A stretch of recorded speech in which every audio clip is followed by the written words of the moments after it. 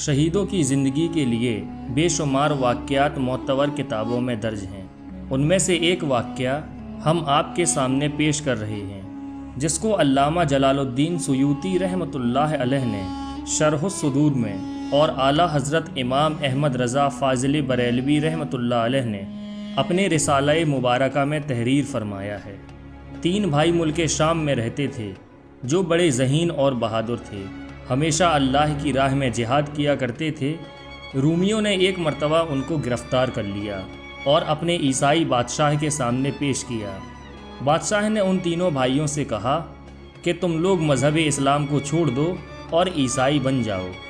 ان تینوں بھائیوں نے کہا کہ یہ ہرگز نہیں ہو سکتا کہ ہم مذہب اسلام کو چھوڑ دیں۔ یہ سن کر بادشاہ نے کہا، میں تم لوگوں کو سلطنت دوں گا اور اپنی لڑکیوں سے شادی بھی کر دوں گا، تم لوگ عیسائی ہو جاؤ۔ مگر مجاہدین اس پر بھی عیسائی بننے کے لیے تیار نہ ہوئے۔ بادشاہ نے کہا، اگر ہماری بات نہیں مانو گے تو قتل کر دیے جاؤ گے۔ ان مجاہدین نے کہا، ہم غلامان محمد ہیں، ہم اپنے دین کے لیے سر کو کٹا سکتے ہیں، اس دین کے لیے اپنی جان دے سکتے ہیں، اور ہم اپنی جان دینے سے نہیں ڈرتے۔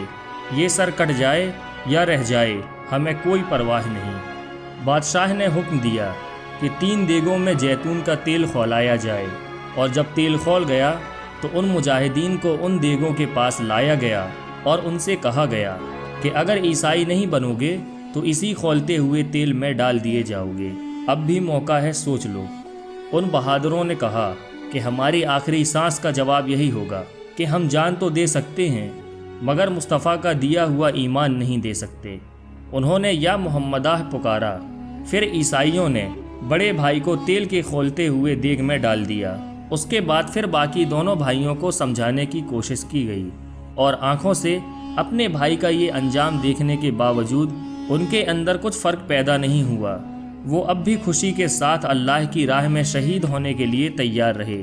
آخر منجلے بھائی کو بھی کھولتے ہوئے تیل میں ڈال دیا گیا۔ چھوٹے بھائی کی ابھرتی جوانی دیکھ کر وزیر نے بادشاہ سے کہا کہ اسے میرے حوالے کر دیجئے، میں ایک ترکیب سے بہت ہی آسانی کے ساتھ اس کو عیسائی بنا دوں گا۔ بادشاہ نے ان کو وزیر کے سپرد کر دیا۔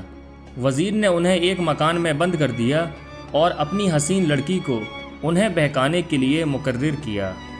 رات کے وقت لڑکی کمرے میں داخل ہوئی تو دیکھا کہ وہ مرد مجاہد رات بھر نفل نمازیں پڑھتا رہا اور حسینہ کی طرف نظر اٹھا کر بھی نہ دیکھا، اور کیسے دیکھتا؟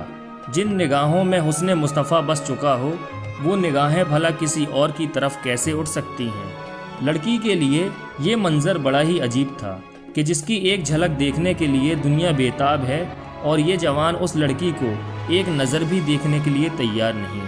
صبح کے وقت وہ ناکامی کے ساتھ واپس آئی اور اپنے باپ کو بتایا کہ آج اس کی عبادت کی کوئی رات تھی، مگر اسی طرح 40 راتیں گزر گئیں اور وہ مرد مجاہد اس کی طرف متوجہ نہیں ہوا۔ آخر میں خود وہ لڑکی متاثر ہو گئی اور کہا، اے پاک باز نوجوان، تو کس کا شیدائی اور فدائی ہے جو تو میری طرف نگاہ اٹھا کر بھی نہیں دیکھتا؟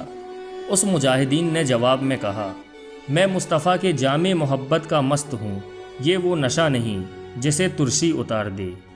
یہ سننا تھا کہ لڑکی کلمہ پڑھ کر مسلمان ہو گئی اور استبل سے 2 گھوڑے لے کر آئی، اور رات ہی میں دونوں وہاں سے فرار ہو گئے۔ ابھی زیادہ دور نہیں پہنچے تھے کہ پیچھے سے گھوڑوں کے آنے کی آہٹ معلوم ہوئی، اور جلد ہی وہ قریب آ گئے۔ جب ان گھڑ سواروں پہ نظر پڑی تو دیکھا کہ نوجوان کے وہی دونوں بھائی ہیں جو کھولتے ہوئے تیل میں ڈال دیے گئے تھے، اور ساتھ میں فرشتوں کا ایک گروہ بھی تھا۔ نوجوان مجاہد نے اپنے بھائیوں سے حال پوچھا تو ان لوگوں نے بتایا کہ ہمیں تیل میں ڈالا گیا جو تم نے دیکھا، اس کے بعد ہم جنت الفردوس میں پہنچ گئے۔ پھر دونوں بھائیوں نے فرشتوں کی موجودگی میں اس لڑکی کا نکاح اپنے بھائی سے کر دیا اور واپس چلے گئے۔ اس واقعے سے یہ ثابت ہوا کہ اللہ کی راہ میں قربان ہونے والے شہید مرتے نہیں ہیں بلکہ زندہ ہو جاتے ہیں۔